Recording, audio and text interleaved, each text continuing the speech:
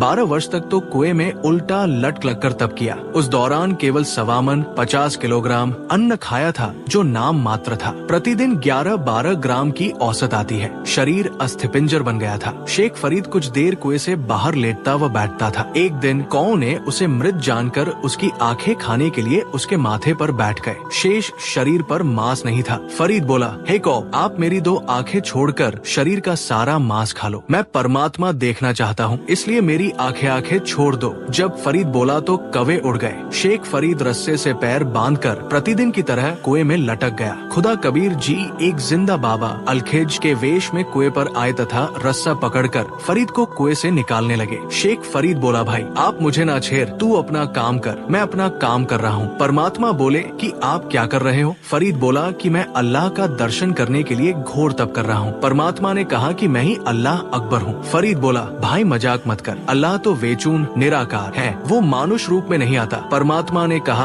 कि आप कहते हैं कि परमात्मा निराकार है, दूसरी ओर कह रहे हो कि परमात्मा के दर्शन दीदार के लिए घोर तप कर रहा हूँ। कहते हैं घाम का और ज्ञान का तो चमका सा ही लगता है। विचार किया कि अल्लाह नहीं है तो अल्लाह का ये बाखबर अवश्य है। शेख फरीद ने चरण पकड़ लिए, तत्व ज्ञान समझा। कबीर परमात्मा के द्वारा बताई साधना करके कल्याण करवाया।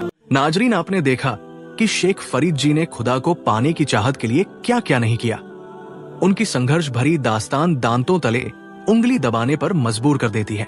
जिस अल खिज्र ने शेख फरीद जैसे महापुरुष को खुदाए कबीर जी की इबादत की सच्चे इल्म की जानकारी दी, जिसको करने के बाद आज वो जन्नत बैतूल गए, उसी सच्चे कबीर परवरदिगार की सच्ची इबादत आज के मौजूदा दौर में केवल बाखबर संत रामपाल जी ने बताई, जिसके विषय में पाक कुरान की सूरह फुरकान 25 आयत नंबर 59 में भी कुरान पाक बोलने वाले खुदा ने भी फरमाया है।